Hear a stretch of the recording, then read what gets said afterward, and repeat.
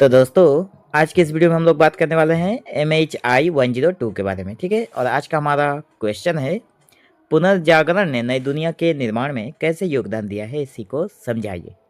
ठीक है, तो देखिए, सबसे पहले हम लोग क्या करेंगे, सबसे पहले हम लोग भूमिका लिखेंगे। ठीक है, और भूमिका में क्या लिखेंगे कि पुनर्जागरण का मतलब है फिर से जागना। बहुत समय तक यूरोप में लोग पुराने दर्रे पर चल रहे थे, जो चर्च कहे वही सच मानते थे।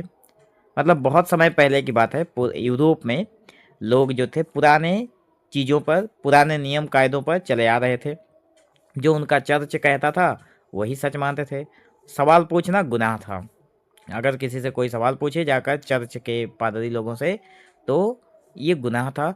तो 14वीं से 16वीं शताब्दी के बीच लोगों की नींद टूटी। मतलब जो 14वीं मतलब 14 सेंचुरी से लेकर 16 सेंचुरी के बीच लोगों का जो दिमाग था, जो नींद में लोग सोए हुए थे, उनका नींद खुला। ठीक है, उन्होंने इंसान, प्रकृति और अपने दिमाग को महत्व देना शुरू किया। यही बदलाव आगे चलकर उस दुनिया की नींव बना जिसे आज हम नई दुनिया कहते हैं। ठीक है, मतलब लोगों ने प्रकृति के बारे में सोचा। ठीक है, लोगों ने प्रकृति के बारे में जाना।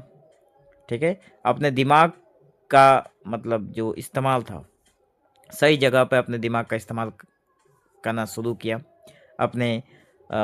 अपनी सोच को इन्होंने महत्व दिया। तो एक नई दुनिया, एक मतलब एक नया बदलाव देखने को मिला, जिसे आज हम लोग एक नई दुनिया कहते हैं। ठीक है, तो इसको हम लोग कुछ पॉइंट वाइज समझेंगे कि पुनर्जागरण ने नई दुनिया के निर्माण में कैसे योगदान दिया। इसको पॉइंट वाइज समझेंगे। ठीक है, पहला है मानवतावाद की स्थापना। मतलब इंसान को इंसान समझा गया। देखिए, इस बिंदु का सीधा मतलब यह है कि पहले इंसान को बस भगवान और चर्च का नौकर समझा जाता था। मतलब जो मनुष्य थे, जो लोग थे, उनको क्या समझा जाता था पहले के ज़माने में? केवल भगवान का नौकर या फिर चर्च का नौकर समझा जाता था। पुनर्जागरण जब हुआ, तो पुनर्जागरण ने कहा कि इंसान अपने आप में बहुत कीमती है। पुनर्जागरण ने क्या कहा कि इंसान जो है वो अपने आप में बहुत कीमती है।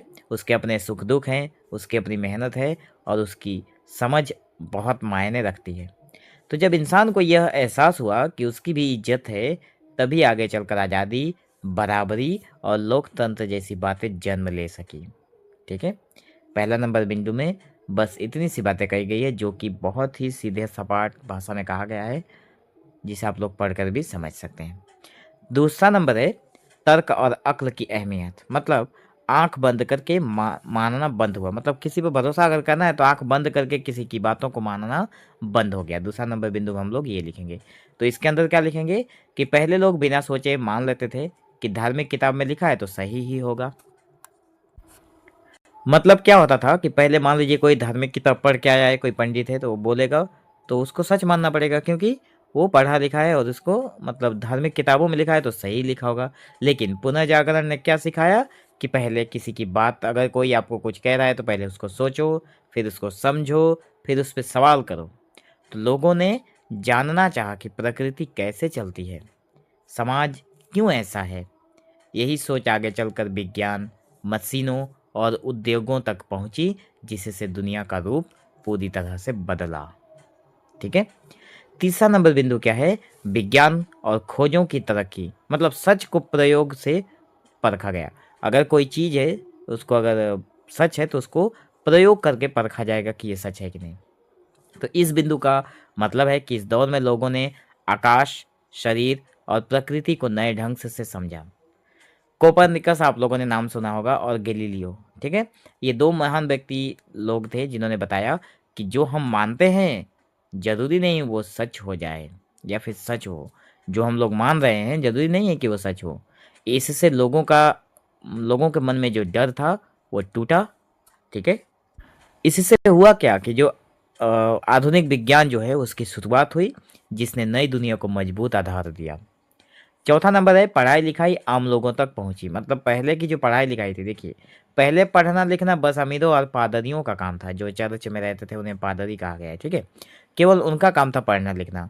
छापे खाने से किताबें सस्ती हुई और आम आदमी तक पहुंची। तो जब लोग पढ़ने लगे तो सोचने भी लगे, मतलब लोगों ने पढ़ाई शुरू की, उसके साथ साथ सोचने का काम भी आगे जारी रखा। तो सोच बढ़ी तो समाज बदला। पढ़ा लिखा समाज ही आगे चलकर आधुनिक देश और नई व्यवस्था बना सका। ठीक है। 5वां नंबर है कला और साहित्य जिंदगी जैसे बने। मतलब पहले कला में बस भगवान और स्वर्ग दिखाया जाता था। पहले जो कलाएं होती थी उसमें केवल भगवान को और स्वर्ग को दिखाया जाता था। पुनः जागरण ने क्या किया? पुनः जागरण में कलाकारों ने असली दुनिया दिखाई, इंसान दिखाया। पुनः जागरण जब हुआ तो कलाकारों ने क्या दिखाया? कलाकारों ने इंसान को दिखाया, इंसान की भावनाओं को दिखाया, इंसान के संघर्ष को दिखाया। ठीक है। इससे क्या हुआ? लोगों को लगा कि ये दुनिया भी जीने लायक है। सिर्फ पदलोक ही सब कुछ नहीं है, मतलब भगवान और स्वर्गलोक नरकलोक ही सब कुछ नहीं है, इस धरती पर भी कुछ है।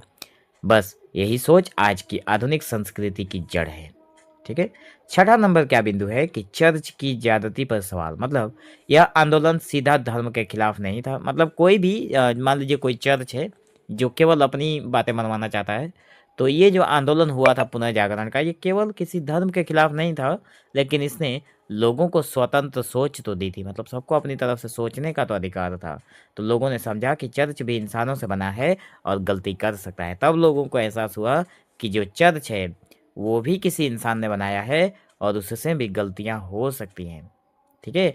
तो इससे आगे चलकर धर्म सुधार हुआ और आम आदमी को अपने विश्वास को लेकर आज़ादी मिली। बस यही दुनिया की जरूरी पहचान भी बनी। मतलब इस नई दुनिया की जरूरी पहचान बनी। ठीक है। 7वां नंबर बिंदु क्या है कि अपनी पहचान और बोलने की आज़ादी। देखिए, अब लोग किसी राजा या चर्च के नाम से नहीं, अपने काम से पहचानने जाने लगे। मतलब जो लोग अपनी कला को जानते थे, जो लोग जिस चीज़ में माहिर थे, वो किसी राजा के चलते या किसी चर्च के चलते नहीं पहचाने जाते, बल्कि वो अपने काम के चलते पहचाने जाते थे। कलाकार हों, लेखक हो या वैज्ञानिक खुलकर अपनी बात कहने सके, मतलब कहने योग्य हो गए थे। तो आज जो हम कहते हैं अपनी पहचान बनाओ, उसकी जड़ यही है। आज जो हम लोग कहते हैं कि अपनी पहचान बनाइए, अपनी पहचान बनाने का जड़ भी यहीं से शुरुआत हुआ था। 8वां नंबर है नई नई जगहों की खोज, दुनिया बड़ी हुई। मतलब लोगों में जिज्ञासा बढ़ी और क्या है इस दुनिया में। धीरे धीरे लोगों ने जैसे इस दुनिया को जानना चाहा तो लोगों में और जिज्ञासा बढ़ी कि आखिर इस दुनिया में और क्या है। जहाज निकले, नए महाद्वीप मिले, व्यापार बढ़ा, संस्कृतियाँ मिली और दुनिया आपस में जुड़ने लगी। यही आज की वैश्विक दुनिया की शुरुआत थी। मतलब आज जो संसार इतने हर इस संसार मतलब इस धरती का हर एक देश, हर एक कोना आपस में कनेक्टेड है। किस लिए? क्योंकि इसने बहुत ही प्रगति की है। ठीक है। तो वैश्विक दुनिया मतलब पूरा संसार। 9 नंबर क्या है? राजनीति में व्यावहारिक सोच। देखिए पहले राजनीति जो होता था धर्म से चलती थी। पुनः जागरण ने हमें सिखा दिया कि राज्य को अक्ल और जमीनी हकीकत से चलाना चाहिए। इससे क्या होता है कि आधुनिक सरकारें, कानून और प्रशासन बने जो नई दुनिया के लिए जरूरी थे। ठीक है। 10 नंबर का बिंदु है पुराने और नए जमाने के बीच पुल। मतलब इस बिंदु का मतलब साफ है कि पुनः जागरण ने पुराने अंधेरे दौर से निकालकर इंसान को आधुनिक सोच की तरफ मोड़ा। अगर यह बदलाव ना होता तो विज्ञान भी ना होता, ना लोकतंत्र होता, ना आधुनिक समाज होता। तो निष्कर्षतः हम लोग ये कह सकते हैं कि सीधी भाषा में ये कहा जाए तो पुनः जागरण ने इंसान को डर से बाहर निकाला, सोचने की ताकत दी और आगे बढ़ने का रास्ता भी दिखाया। आज जो आधुनिक वैज्ञानिक और लोकतांत्रिक दुनिया हमें दिखती है, उसकी जड़ में पुनः जागरण ही खड़ा है। अगर पुनः जागरण का आंदोलन या फिर पुनः जागरण की जो सोच थी वो अगर लोगों में नहीं आई होती तो आज जिस दुनिया में हम लोग जी रहे हैं शायद ये दुनिया आज नहीं होती, इसकी जगह पर कुछ और होता। ठीक है। तो मैं आशा करता हूँ कि आप लोगों को ये क्वेश्चन बहुत ही अच्छा लगा होगा, इसका आंसर, क्योंकि बहुत ही इजी लैंग्वेज में है। तो नेक्स्ट वीडियो में हम लोग बात करेंगे इस क्वेश्चन के बारे में, जो कि राज्य की उदारवादी अवधारणा पर एक निबंध लिखिए। तो वीडियो को पूरा देखने के लिए चैनल के साथ बने रहें और मेक श्योर चैनल को सब्सक्राइब जरूर कर लें ताकि आने वाले हर वीडियो की लेटेस्ट अपडेट आप लोगों तक जरूर पहुंचे। तो मिलेंगे हम लोग इस नए वीडियो में इसी टॉपिक के या फिर इसी क्वेश्चन के साथ। ठीक है। तो आज की इस वीडियो में बस इतना ही, मिलेंगे हम लोग एक नए वीडियो में।